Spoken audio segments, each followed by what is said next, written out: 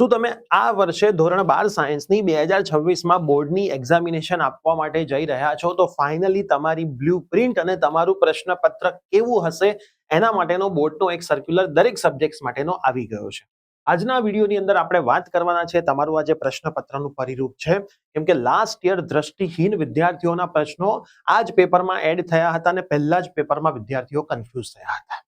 અને ઘણા બધા વિદ્યાર્થીઓએ ભૂલ કરી હતી. પ્રિયસર વિદ્યાપીઠ પ્લેટફોર્મે અવાજ ઉઠાવ્યો હતો અને વિદ્યાર્થીઓને માર્ક મળી ગયા હતા.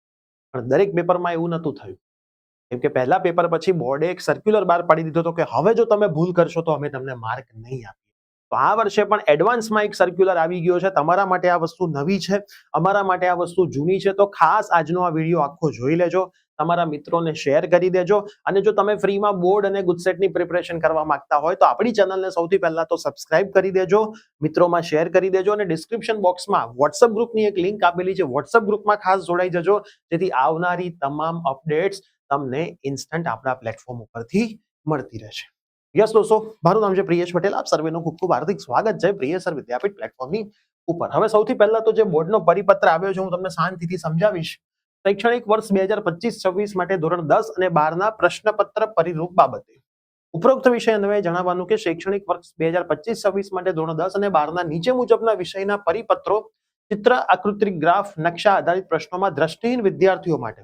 હવે તમે એક વસ્તુ સમજો, દ્રષ્ટિહીન જે વિદ્યાર્થીઓ હોય એ ચિત્રો ના સમજી શકે, ફિગરવાળા પ્રશ્નો ના સમજી શકે, કેમ કે જોઈ ના શકતા હોય. તો તમારા માટે જે પણ ચિત્રવાળા પ્રશ્નો હશે એમના ઓરમાં એમના માટે એક પ્રશ્ન હશે જે દ્રષ્ટિહીન વિદ્યાર્થીઓ માટે હશે, જેમાં ચિત્ર નહીં આવતું હોય, ફિગર નહીં આવતી હોય. વૈકલ્પિક પ્રશ્નો આપવાના થાય છે. આ પ્રશ્નો અંગેની સૂચનાઓ નીચે દર્શાવેલ વિષયોના પ્રશ્નપત્ર પરિરૂપ તેમજ નમૂનાના પ્રશ્નપત્રમાં દર્શાવવામાં આવેલ છે, જે આ સાથે મોકલી આપવામાં આવે છે. હવે આપણે સમજીએ શું કહેવા માંગે છે. ધોરણ 10 ની અંદર કેટલા વિષયો છે? ગણિત સ્ટાન્ડર્ડ, ગણિત બેઝિક, સામાજિક વિજ્ઞાન, અંગ્રેજી, વિજ્ઞાન. ધોરણ 12 સામાન્ય પ્રવાહ પણ છે. ધોરણ 12 વિજ્ઞાન પ્રવાહમાં મેથ્સ, ફિઝિક્સ, કેમિસ્ટ્રી, બાયોલોજી અને ઇંગ્લિશ. કોમ્પ્યુટરમાં તો એવું કંઈ આવતું નથી. ધોરણ 10 અને 12ના પરિપત્ર નમૂનાના પ્રશ્નપત્રો નીચે મુજબ બતાવેલા છે. હવે હું તમને એ બતાવું છું એટલે તમને થોડોક વધારે આઈડિયા આવે.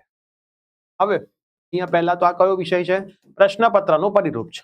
આ તમારું પ્રશ્નપત્રનું પરિરૂપ છે. પહેલા તો તમારું જે પ્રશ્નપત્રનું પરિરૂપ છે સમજી લો, જેની અંદર નોલેજ આધારિત 10 MCQ હશે, સમજ આધારિત 15 હશે અને ઉપયોજન આધારિત 13 હશે. પણ આ બધું તમારે વિચારવાની કઈ જરૂર નથી. તમારે સિમ્પલ એવું માનીને ચાલવાનું, તમારે એ સેક્શનમાં 50 MCQ હશે. કેટલા MCQ હશે? 50 MCQ એ સેક્શનમાં હશે. અને બી સેક્શનમાં 50 માર્કના પ્રશ્નો હશે, થિયરી અને सम्स.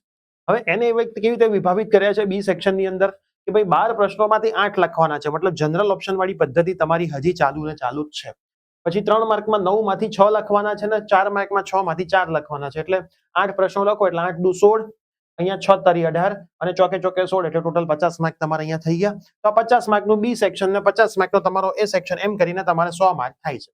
બરાબર. હવે આ લોકોએ પ્રશ્નપત્ર ને પ્રકરણ દીઠ પણ તમને અહીંયા બતાવી દીધું છે. જો મેથ્સ છે, ફિઝિક્સ છે, કેમિસ્ટ્રી, આની ચર્ચા આપણે પછી અલગ અલગ સેપરેટ વિડીયોમાં સબ્જેક્ટ વાઇઝ ટીચર વડે કરીશું કે ભાઈ ચેપ્ટર 1 ની અંદરથી કેટલા માર્કનું આવશે, ચેપ્ટર 2 માં કેટલા માર્કનું આવશે, ચેપ્ટર 3 માં સબ્જેક્ટ વાઇઝ. એ પછી આપણે વાત કરીશું, અલગ અલગ વિડીયો બનાવી દઈશું. એના વિડીયો તમારે જોઈએ છે કે નહીં કમેન્ટ કરજો. કમેન્ટ ઉપરથી આપણે ડિસાઈડ કરી લઈશું કે ભાઈ શું કરવું છે.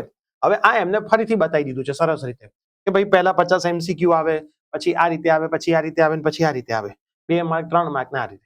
હવે આપણે જે વસ્તુ તકલીફ છે એ વસ્તુ આપણે સમજીએ. પહેલા તો પાર્ટ એ તમારો 1 કલાકનો રહેશે. પછી તમારું પેપર લઈ લેશે MCQ નું. પાર્ટ બી 2 કલાકનો રહેશે.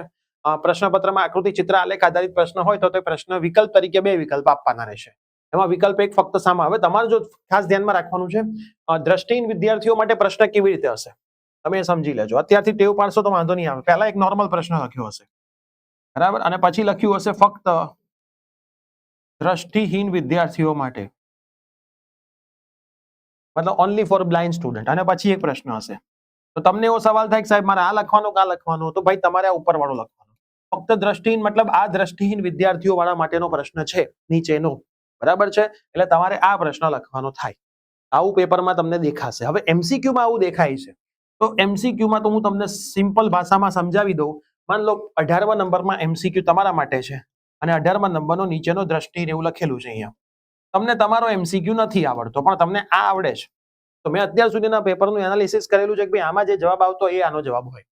MCQ માં એવું છે. આમાં બી આવતો હશે ને તો આમાં બી જ આવતો હશે. એનો મતલબ આ કે આ તમને ગમે તે એક આવડતો એમાં જે જવાબ આવતો એને ટીક કરીને આવી જજો, એ જ જવાબ તમારો સાચો. પણ ભૂલ ના કરી દેતા 18માં અને 19માં આ ના લખ્યા હોતા. એમસીક્યુમાં આવી ભૂલો ગયા વર્ષે ઘણા વિદ્યાર્થીઓએ આ પ્રશ્નોના લીધે કરેલી છે. તમે આવી ભૂલ કરતા નહીં. જો કદાચ કોઈ પેપર એ લોકોએ આપ્યું હોય, સેમ્પલ પેપર, જો આ નમૂનાનું પ્રશ્નપત્ર છે એટલે હું તમને એમાં બતાવું, તમને થોડો વધારે આઈડિયા આવે કે ભાઈ દ્રષ્ટિહીન વિદ્યાર્થીઓનું કેવી રીતે લખેલું હોય. મેથ્સમાં તો શું ફિગર વાળું એમસીક્યુમાં હોય નહીં લખેલું હોય કદાચ, પણ બી સેક્શનમાં તો હશે જ ક્યાંક. આમાંય મને નથી લાગતું હશે, કેમ કે મેથ્સ છે ને એટલે આપણે ફિઝિક્સ જોઈ લઈએ. કેમ કે મેથ્સમાં ફિગર આવવાની શક્યતા બહુ ઓછી, કેમેસ્ટ્રીમાં ફિગર આવવાની શક્યતા વધારે. જો આ દેખાય. હવે આ પ્રશ્ન છે 4 નંબર. આ તમારે લખવાનો છે, સામાન્ય વિદ્યાર્થી. અહીંયા જો ફક્ત દ્રષ્ટિહીન લખ્યું છે, આ દ્રષ્ટિહીનનો જવાબ પ્રશ્ન છે. પણ તમને આ નથી આવડતો, આનો જવાબ આવડે છે, તો આનો જે જવાબ હશે ને એ જ આનો જવાબ હોય. પેપરમાં આવું જ હશે. અત્યાર સુધીના પેપરમાં આવું જ બન્યું છે એમસીક્યુમાં. બી સેક્શનમાં એવું ના હોય. હવે બી સેક્શન આપણે જોઈએ. 50 એમસીક્યુ પૂરા થઈ ગયા. હવે બી સેક્શનમાં દ્રષ્ટિહીન વિદ્યાર્થીઓ જો આ રહ્યું. સામાન્ય વિદ્યાર્થીઓ આ પ્રશ્ન લખવાનો છે, દ્રષ્ટિહીન વાળા નીચે લખવાનું. તમને આ નીચેનો આવડતો તમે લખી શકો નહીં. તમારા ઉપરનો જ કમ્પલસરી લખવાનું થાય. એટલે આ વસ્તુનું તમારે ખાસ પેપરમાં ધ્યાન આપવાનું છે. ગયા વખતે વિદ્યાર્થીઓએ બહુ ભૂલો કરી હતી, નીચેનો લખ્યા હતા. દરેક સેક્શનમાં હોય એવું જરૂરી બી નથી. જો આ સેક્શનમાં નથી એવો પ્રશ્ન, બરાબર. કોઈક સેક્શનમાં હોય, કોઈક સેક્શનમાં ફિઝિક્સમાં ચાન્સ થોડા વધારે હોય એવો પ્રશ્ન આવવાના, બરાબર. એટલે ઘણીવાર હોય છે. હવે આપણે ધારો કે આ ફિઝિક્સ છે, તો ફિઝિક્સમાં તો એમસીક્યુમાં કદાચ દ્રષ્ટિહીન હોઈ શકે. ગયા વર્ષે બંને પેપરમાં એમસીક્યુમાં એક દ્રષ્ટિહીન માટેનો પ્રશ્ન હતો, બરાબર. જો આમાં આ લોકોએ મૂક્યો છે કે નથી મૂક્યો આપણે એકવાર ચેક કરીએ. ના, આમાં તો આ લોકોએ મૂક્યો દેખાતો આ રહ્યો જો છે. આ ઉપરનો પ્રશ્ન તમારે લખવાનો છે, અને નીચેનો દ્રષ્ટિહીન વાળા વિદ્યાર્થીઓ લખવાનો છે. પણ આ બંનેમાં જવાબ સેમ જ આવતો હોય, ઠીક છે. એટલે પેપરમાં કેમ કે OMR કોમ્પ્યુટર ચેક કરે છે ને, એટલે એ લોકો એવું રાખતા હોય. જો હવે આ રહ્યો પહેલો જ પ્રશ્ન છે. સામાન્ય વિદ્યાર્થીઓએ કયું લખવાનું છે? ડાયપર પર લાગતું ટોર્ક. જ્યારે દ્રષ્ટિહીન ગોસના નિયમ અંગેના કોઈ 4 મુદ્દાઓ લખવાના છે. જેમાં ફિગર નહીં આવતી હોય એવો મુદ્દો સામાન્ય વિદ્યાર્થીઓને આવશે. હવે આ 3 માર્કના પ્રશ્નોમાં બીજો દ્રષ્ટિહીન 2 મૂકી દીધા છે. આ તમારે સામાન્ય વિદ્યાર્થીઓએ લખવાનું, આ દ્રષ્ટિહીને લખવાનું.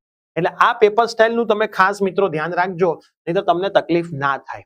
તો મેઇન મારે તમને શું કહેવાનું હતું મિત્રો એ સમજી લો કે ભાઈ ગુજરાત બોર્ડની અંદર ગયા વર્ષથી જ્યારે પહેલું ફિઝિક્સનું પેપર આવ્યું ને, ત્યારે કોઈએ આ રીતનું જે બ્લુપ્રિન્ટનું પેપર આવ્યું ને જોયું જ નહોતું. એટલે તેમાં તકલીફ થઈ હતી. આ વર્ષે તમે આ વસ્તુનું ખાસ ધ્યાનમાં રાખજો કે દ્રષ્ટિહીન વાળા પ્રશ્નો તમારા પેપરમાં હશે. ઉપરનો તમારે લખવાનો, નીચેનો દ્રષ્ટિહીનનો જ હશે. આ ફાઇનલ જ છે. એટલે તમારે ઉપરનો પ્રશ્ન ફોલો કરવાનો થશે. જનરલ ઓપ્શન વાળી પેપર સ્ટાઇલ છે, જરાય ચિંતા કરવાની જરૂર નથી. સરસ મજાનું તમારું પેપર હોય છે. રોજ રાત્રે 9 વાગે આપણી ચેનલ ઉપર લાઈવ સેશન ચાલે છે. રવિવારે સવારે 10:30 વાગે હોય છે. બાકી સોમથી શનિ રાત્રે 9 વાગે લાઈવ સેશન ચાલતા જ હોય છે. તમે જેટલા બને એટલા મેક્સિમમ મિત્રોને શેર કરો, વોટ્સઅપ ગ્રુપમાં જોડો. મેક્સિમમ વિદ્યાર્થીઓ સુધી ગુજરાતના આપણે આ વર્ષે પણ પહોંચવાનું છે. ગુજરાત બોર્ડ હોય કે CBSE બોર્ડ હોય, ગુજરાતમાં તો પ્રિયસર વિદ્યાપીઠ પ્લેટફોર્મના ટીચરો જે કે એ જ પેપરમાં આવે. સ્કૂલની પરીક્ષાના IMP પણ આપણી ચેનલ ઉપર આવી રહ્યા છે. તો ચેનલને ખાસ સબસ્ક્રાઇબ કરી દેજો, ફોલો કરી લેજો. સાથે સાથે આપણી બીજી ચેનલ પણ છે, પ્રિયસર વિદ્યાપીઠ સ્કૂલ અને પ્રિયસર જ્ઞાનપીઠ.